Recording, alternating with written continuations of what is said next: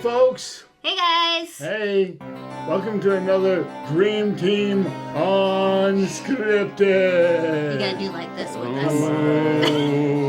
We got a special guest here today, and he's new, so forgive him. Ladies and gentlemen, today I gotta tell you it's an exciting day because we got my dear friend Rigel here with us from Parks and Recreation. You can see he's got his Summerville Parks and Recreation shirt on today. He's a proud person there. And we thought, how fun is it that we actually have the official Parks and Recreation mascot with us today? The little Sebastian, folks, right there. I just gotta be honest, I don't know what the big deal is. Get out. If it was up to me, we'd have a real little Sebastian. Little Sebastian, so you guys Just to have run down the lower main sometimes. we have kind of a little Sebastian in Summerville. It's only a bunch of squirrels, but for those of you that are fans of the TV show Parks and Recreation, Little Sebastian, this is the memorial little horse, and because of our friend Rigel, who's here today from Parks and Recreation, we thought we'd break out our mascot. Rigel, brother, thanks for coming down here today. Thanks for having me. We've been planning this for months, folks, and by months I mean we gave him 30 seconds to come on down here because... Probably less than that. Why is that, Jesse? Because we're unscripted, right? Yeah, we're unscripted. We're totally, we're unscripted. completely unscripted. So. You said, when do you want to do it? Now. Shake a leg, Raj. Rigel, tell our and I don't want you to be nervous because I know you're anxious about this. Oh now, boy. let me adjust your microphone. Yeah. The- Just get in there real close for maximum sincerity. Hey. So you know, Rigel, this is worldwide. Yes, of course. Dream Team Unscripted has been watched in Italy, as far as we know. Yep. At least by 3 or 4 viewers. Thank you to our Italian viewers. Actually, it was my wife and I were traveling in Italy and we watched the show one time. So And everybody recognized Steve. Everyone, yeah. Yeah. it's important. It's kind of tough. We're going to do all these things going on. But we have Rigel here today, and we're going to talk about some of the cool things that are going on with parks, and we're going to highlight 2 or 3 different things. Rigel, we don't know when this is going to air, so kind of keep it timely on that. But more importantly, we also want to talk about just kind of the general value of Parks and Recreation. So, Raj, why don't you tell them, can I call you Raj? Raj? You can call me whatever you want. Just call me late to dinner. Yeah. Right? I've heard with a name like Rigel, I've heard it all before. Just so you know, I've heard Wriggle, I've heard Rigel, I've heard Rachel. I've had Rachel. yeah. There was once a gym teacher that just mistakenly called me Rachel one day. I was like, Did you know you what? just go with it? Yeah, I just went with it. At that point, it's like there's no correcting that. So Well, because we're unscripted here, we're just going to call you whatever it is. There we go. We'll call you Little Sebastian Jr. So, Raj, tell the folks, what is it that you do for the park department? Yeah, so I'm the marketing and events manager, so I basically have a twofold job. One aspect of the job is probably something that a lot of you folks have seen already, where I do a lot of the marketing and social media promotion for Parks and Rec. So I manage the Facebook page, the Instagram page. I'm the guy that makes all the funny little videos that you might see pop up in your timeline, or editing those videos. I make a good bit of like the canvas and the different promotional stuff that we have going on. As well as, just handling other stuff like website updates, contacting press about, hey, this is what we've got going on this week, all that fun stuff. And then I'm also the events manager, so I'm the guy who's not only in charge of planning all of the park events, like our movie nights in the park. That's what we currently got going on right now. The Christmas tree lighting, that's the big thing that I'm like really nervous about. That's the one. There's always like the one event. You already started planning. I've already started planning for Christmas in the middle of August. He's nervous about I'm nervous about Christmas too. That's the one where I'm like, oh, if I mess up this Christmas tree lighting, the whole town's gonna have me. But That's true. Yeah. They'll be out there with their pitchforks. Exactly, yes. But no, so not only do I handle the planning for all of that stuff, but I also oversee the permitting for people who want to have events in the town too. So events that happen in our parks at Gahagan, at Hutchinson Square, at Wassamasaw. I oversee the permitting for that and making sure that if they're out there, they're doing it safely, they're doing it good. So yeah. Rigel, I'm exhausted just listening to what your job title is. I mean, listen, I can tell you that we really do understand. Now, when he talks about these things and we tease him, there's a whole team, a great slew of people that do work within our park system. Rigel's just one of those folks that do a lot of different things. A lot of folks do, but one of the things that we do want to also mention, and Jesse, you can kind of talk to this a little bit, every dream event or things that happen in tandem with our park department. Yep. They help us in a lot of different ways. You want to talk about some of the stuff you kind of count on with our park district? So, just like with Third Thursdays and now the Sweet Tea Festival, y'all will be joining us for that.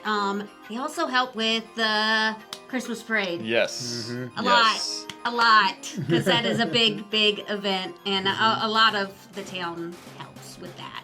They really do, and behind the scenes are things that are happening with our park system too. A lot of the team members, they come out and they'll pre-set up the event for us, and a lot of times with barricades and trash and all the things that people aren't thinking about, and it just kind of seems like it happens. That's like the most important thing It is. the trash. Yeah. Because, dear Lord, if you forget to get custodial for your event, you're going to be down on your hands and knees picking up trash yourself. Forget it. We've done it. The little feather in my cap that I currently have within my department is 4th of July. Last year, the trash apparently was kind of mismanaged, and everyone was out at the park until like past midnight cleaning up trash on 4th of July. Yeah. And this year, that did not happen. This year, we were all home before midnight, and the park was trash free. So that was a little feather I put in my cap for that. That's so a good thing, and actually, so our park district here in town, and we talk about our park department. This is the town of Summerville Parks and Recreation. We do have a great recreation experience with Dorchester County, and they do all kinds of cool things, and we'll talk to them on another podcast, perhaps. But today we're really kind of talking with Summerville Parks and Recreation because they're one of our biggest partners and our biggest supporters of what we're trying to get accomplished in the small business arena. And again, these activities and events we talked at all kinds of different times in different ways happens when we have good partners. But also Parks and Recreation are important to our community on lots of different levels. Right, Joel? I mean, and I'm putting you on the spot because this is unscripted. Again, he had literally 30 seconds when he walked in and said, "Here's what we're doing, Rigel." So you can see behind his eyes right now are spinning he's trying to come up with an answer. He doesn't even know the question. But the reality is, give us a sense, though, in all seriousness, Parks and Recreation does serve a great value in our community. And one of those values is kind of the sociability or that great good place aspect. What does that mean to you when we talk about that type of stuff? Why do we have to have parks to begin with? That is a wonderful question. Really, like, why do we need to have parks? One, obviously, there's like the huge origins of it with like conservation, protecting our green space, protecting public areas that are just beautiful that we need to just preserve and keep open to the public so that people can enjoy. But also, it is that aspect of hey, yeah, if you're going to be doing this, have some fun with it. Have a safe space that you can bring your children out to. Make a fun event space that you can enjoy a movie night out in the park. Make it out there for the community. That's the big thing for me at the end of the day with my job, and why I love doing what I do is the fact that everything that I'm doing is going back towards the people, towards you guys listening to this. It's all to just contribute to this big fun atmosphere that we're doing that is it's helping out the environment, it's helping out the community, it's bringing a safe place for children to play in, I just love all that. So and it's free and make it's people free happy. Yes. That's an important thing. These things, these are called community investments, and when you're making these type of investments, it really is kind of that sacred trust, that sacred bond between the taxpayers and our community guests that come here all the time. Jesse, when we're talking about Parks and Recreation, we deal with one of the major parks downtown with Hutchinson Square and Short Central, and the whole landscape and how we're re-landscaping, and all this being kind of an urban park. It's kind of a unique setting for that. But what does that mean for us here at Dream when we have a partner like Parks and Recreation and having these type of spaces? What does that mean not only for the events themselves, but how does that mean, with some of our property owners or our shop owners down here? I feel that when we come together and we work event together, that it makes it even better. And you'll see when we don't have events out there on Hutchinson Square, you'll still see people out there, having picnics, socializing, standing by the fountain, and shopping. Shopping is a big thing. Because when you come out there to those parks, you're also seeing those small businesses, and you may not have ever seen those small businesses before, and you're here and you're like, oh, I didn't know that was there. Yep. Parks are definitely, and if I get off of that, parks are definitely an economic booster in our community across the board. People usually like to put their houses next to parks, they like to have activities next to it. It's a job creator, it's an economic driver, like Jesse was And just it's saying. pretty. And it does. It adds to beautiful, things. yes. It adds to things. Our parks are clean. They do a great job at keeping them safe, at keeping them up. And over the past few years, with our leadership from our executive director and the new park foundation and our elected officials, we've been able to invest well over, and I'm saying within the past 3-4 years, we put in well over $300,000 just in new enhancements from South Alexander Park and playground that's going on over there. UG and our partnerships with Leadership Dorchester Leadership. Leadership Dorchester. Leadership Dorchester. How many parks have they done? I- Like the past 2 or 3 years? Two that I know of, because there Two was. of- This Good. year Yeah. is Yeah. yeah. Yep. Yeah. And but it's also kind of a semi-park too, because even though Leadership Dorchester's doing something for our friends at Beyond Basic, it's a park-like setting, Yeah. right? So it doesn't have to be in our parks, and that's a good kind of thing too. So, but Rigel, kind of the other thought that I was having is that sometimes that we're talking about physically being inside the parks, and we have lots of cool things. You can mention some of the cool highlights, some of our grander parks that we have here, and grander, probably more regional parks that we're talking about, like Hagen is. Why are those as important compared to some of our drive-by parks? And what I mean by drive-by parks are our green spaces, our gateway entrances, things that your team is maintaining as well. They both have different uses or different people using them, but they have similar values, don't they? Absolutely. What's your thoughts on that, Raj? Yeah, no, I mean, it really is like, it's a sense of there's something for everyone, really. Like, if you want a park space that, like, has a little bit more active stuff, that is, like, has the places to go for fitness. Hey, go down to Doty Park, because that's where all the tennis courts, the pickleball courts are. There's a playground down over there and a splash That's a fun pad. park. If you're looking for just a nice little serene nature. Now, okay, I might get in trouble for this. Don't get in trouble. I have a favorite park, though. We're picking favorites. We can edit this. Go Yeah. on. No, we can't. We can't edit it. It's unscripted. It's unscripted. One of my favorite parks is actually Azalea Park, right down the road here. Not just because of the nature that's out there. Like, it's this very nice, quaint, quiet space that I just like going out to and taking pictures of. And there was like the other day, I was looking out there for something like an event question that someone had. And while I was out there in the little pond, I just see a great blue heron like walking around in there. And I'm like, oh my gosh, I just start taking pictures of them. So yeah, it's like, if you are looking for something a little bit more athletic, if you are looking for something that keeps you active, keeps you fit, 100% by all means, we have those available. But yeah, then there are those little drive-by areas where you can just sit down and relax. Rigel, I have to interrupt you. Okay. Is that the only thing you like about Azalea Park? Because There's Leadership also Dorchester class last year? Yes, we did the Leadership Dorchester class that I was a part of. Our big project was Thanks, Jess. the children's Like, you discovery forgot all about garden. that. The children's discovery garden that we helped make out over there. I actually, like, before I started working with Parks and Rec, I helped with putting that park together, and like I was literally there shoveling the wood chips to like get them out in there. So that was a lot of fun. So yes, no, good little plug in. Yeah, that's another one. So. I thought that's why you were gonna say that was your favorite part, but He went right over that. Like, he spent a year of his life with Leadership Dorchester.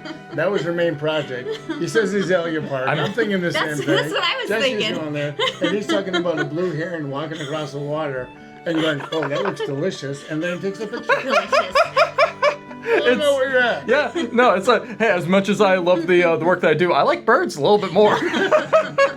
Well, and so like that's the other thing about Parks and Rec is that not only do you have features that anybody, like whatever you're interested in, the serenity, the sanctuary, the fellowship that goes into our parks. There's also great things that happen that people just kind of take for granted sometimes, and that's like art. we have a ton of different public art that's out there. Not only exclusively in the parks, but in some of our private buildings with murals and things. And of course, we have the great mason jar of the world, the great mason jar of the world, or we just call him Mason.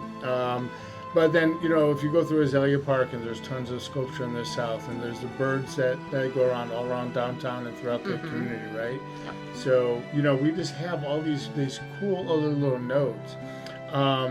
Jesse, you're an artist, and a fantastic artist at that. I just looking at his watch, he's like, I got a little, a little ping, just a little notification is all. That blue heron is called. Knock it off. But what ends up happening is that some people get inspired and do art, like to create art at the parks or about that. So, you not only yourself, but just in that art world, and you've been a part of that in a lot of different ways, Jess. Why do people like creating art while they're out in nature? It's kind of just like the calm. Yeah. That's how I can describe it. And then you see all the nature, you hear all the noises, and it just gives you ideas. It's easy to come up with ideas. It's that white noise. It's that white noise. I guess. Nothing else is kind of bothering you. But so the benefits of parks and recreation are important. But just to have parks is one thing. And Rigel kind of alluded to this a little bit. He talked about the 4th of July festival. And man, 4th of July, there's thousands of people that come out for the fireworks show, they come out for the pre-show, but that's a big event. Rigel, I think it's kind of important though to kind of share with these folks some of the more intimate or some of the other small things that you guys are doing in your parks that are just as important. So besides, the big events when you do Sounds of the Square and you do all this other cool thing kind of in your face, but you have like a bunch of summer camps, don't you? Oh, yes. And you guys are doing other sports activities and you're doing some other skills or things of interest. Talk a little bit about that too. Why is that important as well? That is going towards creating the next generation. It's providing that well-rounded, that is the recreation. Like, it's not just parks, it's parks and recreation. And you need that activity, you need that play. Even when you get older too, like we have a pretty diverse adult program as well, but like we have a very, very diverse youth program, both with sports, but also for more creative stuff. Like our summer camp programs, we had arts camps. This was like one of the first camps. Circus camps. I wanted to join, but they told me I was too old. We had protesting. I wanted to join. Hey, I wanted to camp for adults. I wanted to be in the fencing camp, but no. We have the whole fencing program now too. We've got theater program. No, not that. Not the sword one. Yes. My name is Indigo Montoya. You killed my father. Yeah, exactly right. Okay, I just want to make sure we know fencing. Go on. Yes. But yeah, we have theater programs now. We've got dance, ballet, Irish dance that we offer there. And yeah, not only is that like helping keeping arts and culture in our area alive, but it's also like it's setting up people of tomorrow who could be like the next great artists, who could be like the next Walt Disney, who were like, hey, I got inspired to do this because I took a summer camp when I was a kid and I learned how to paint a little bit better, and like we're a part of that. But then it's also like keeping that spark alive in the older generations too. Like we have a senior basketball, I shouldn't say senior, it's 40 above. Take it easy, Raj. I know. Calm down. Go watch. Yeah. But it's we have a adult basketball program on Sundays. We have like line dancing programs, which we had a line dancing fundraiser for one of the events that we're doing, I saw that the other and day. it was a blowout. Really like so many people showed up for that. Yes. Yeah. So. Yeah, no, there is a lot that we do.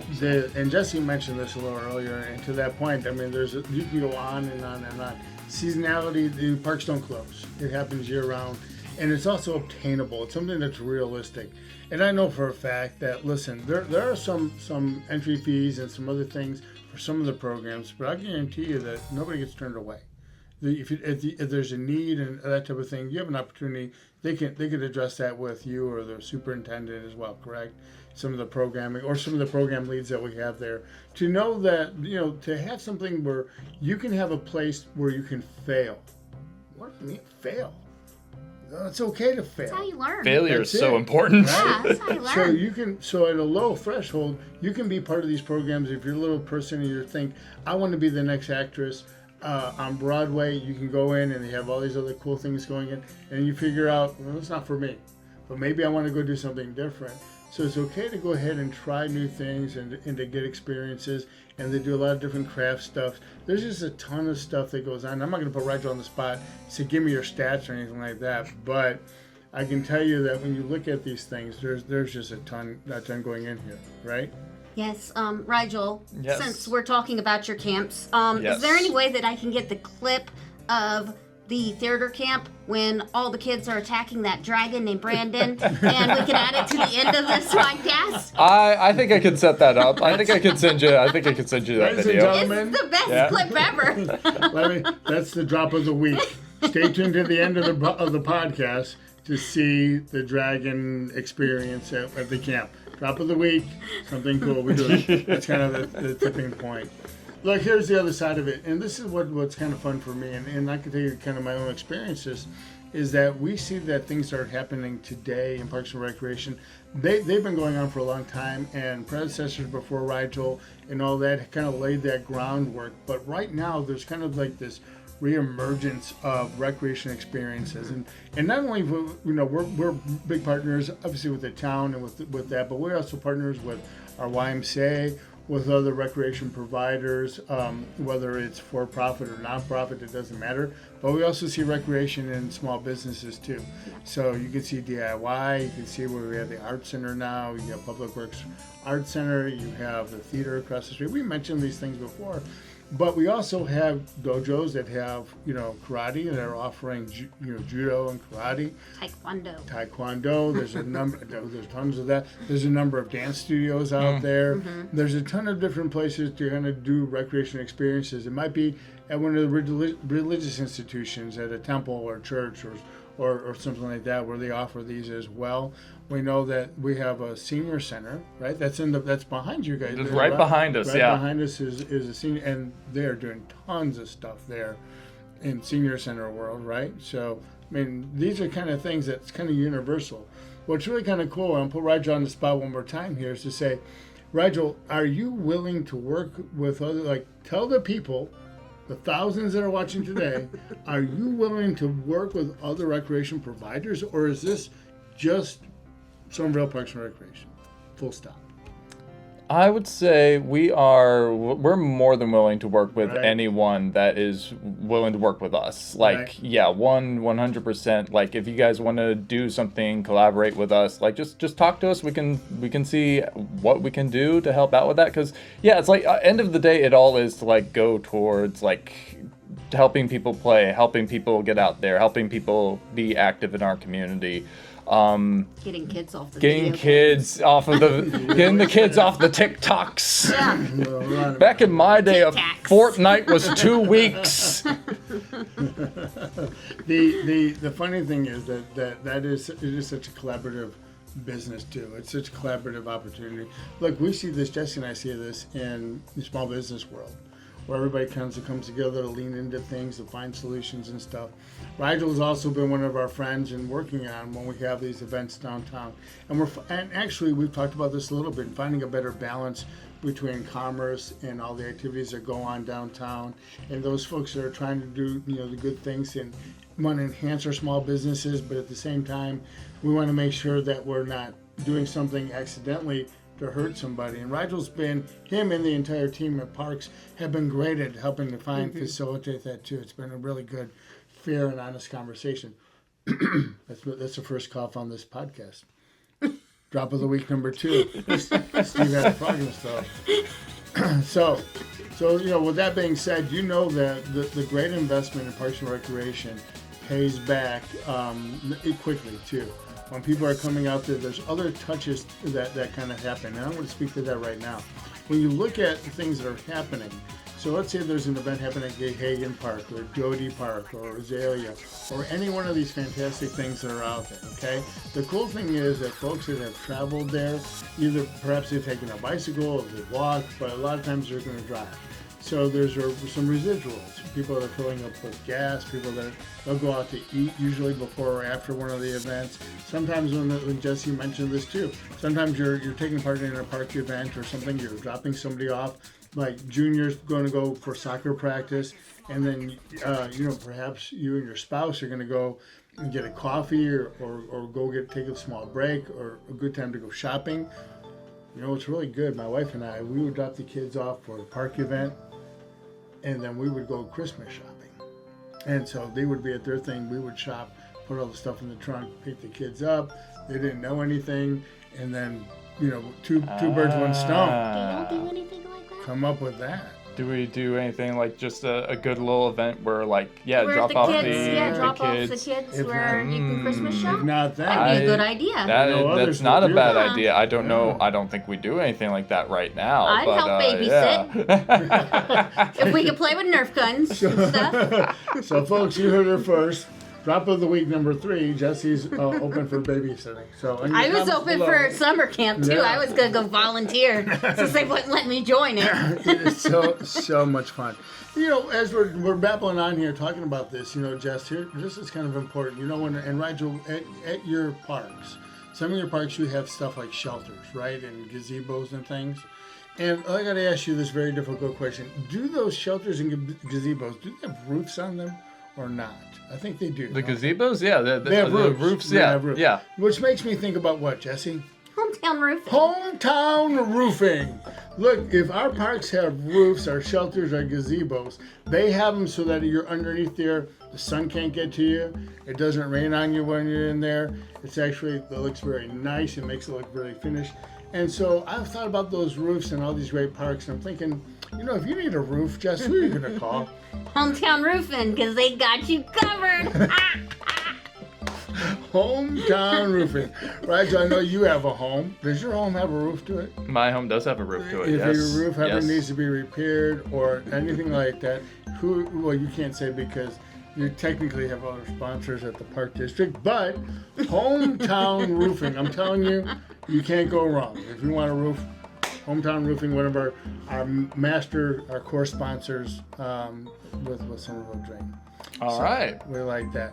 And if you want to be a sponsor with Summerville Dream, or I know Rigel and the Park District allow for sponsorships too, right? We love our sponsors. We have a lot of sponsorship opportunities. Hey, whenever this comes out, volunteer And volunteering, opportunities. yeah, look at that. You can head over to our website. You can find out all the information there. And we're currently I've been trying to find as many sponsors as I can for our Sweet Tea Half Marathon too. So.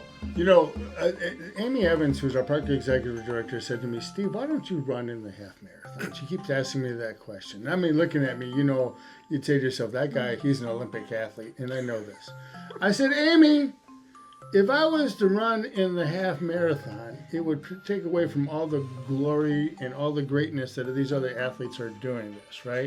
And so I can't, for the sake of all the other athletes, I'm going to bow out and not do it this year. It's You don't wanna very, beat all very of them. noble of you. I will. What was a half marathon? 8 miles. I'll drink 13 glasses of sweet tea in over 13 days in order to help celebrate the half marathon. How's that sound? It's like when you get to that right state, Usain Bolt looks at you, is like, oh no, man, Steve's here. No, I can't do it. They turn around. not They happening. leave. People know when I line up, and people know when I line up, they go, if that guy can run in this marathon or half marathon, what am I doing here? I get it. Now, Jesse might run in it. Yeah, I'd make a video of me starting to run, and then I'd be at the end with a Look at bottle of this. champagne on a golf cart right there waiting, where y'all been? So look for the Sweet Tea Half Marathon in Jesse's champagne video. When is that race, by the way, right? That race is on November 8th. November 8th. Yep. November 8th is a great day to go on that. You can still register for that, and you can go. Where is that? Okay, so we had a great conversation. Well, let me get my script out. Oh, wait, there's no script. But, Rigel, and everything being equal, if I want to get more information about Summerville Parks and Recreation, where can I go find some information? Where are those locations? Well, all you gotta do is go to our website, summervilleparks.com, and you can basically find everything there. I do a really good job of trying to keep the website up to date. We have an entire calendar on that webpage where you can see all of our park events, things that are going on. There's an entire catalog of all the programs that we have, sponsorship opportunities, event permits, all of that's there. And if nothing else, you can also follow us on Facebook and Instagram, Summerville Parks and Recreation, and it's on those pages where you can also see a lot of me and my friends and all of us just promoting our different programs. Dude, I'm going to tell you right now, nothing giggles me more. The number one podcast on the earth right now is Team Unscripted. Of course. And then a close second are the Rigel videos that you see at Parks and Recreation. I got to it's a close second. But that's what we say out there. So, guys, in all seriousness, we're really blessed to have a great park system within our town with all kinds of things, good partnerships coming out of it, good recreation experiences, and we'll talk to more of our recreation friends later on with our Summerville Family YMCA and our Dorchester Parks. And of course, we're going to bring in some other friends that are doing all kinds of great things throughout the community. Rigel, really appreciate you coming in for Dream Team Unscripted. And coming in so fast. Coming in really fast. I mean, it's not like he's got a job. Yeah. You heard his illicit stuff that he does. As soon as Jesse texted him, she couldn't even get the period on the text. He was here. Boom. But with that, we always say this, and we want to remind everybody, keep it local, keep it fun, keep it beautiful, keep it downtown, keep it sweet, and keep it Summerville. Keep it Summerville, people. Say bye to little Sebastian. Keep it Summerville. Bye, little Sebastian. Keep it Summerville, yep. Bye.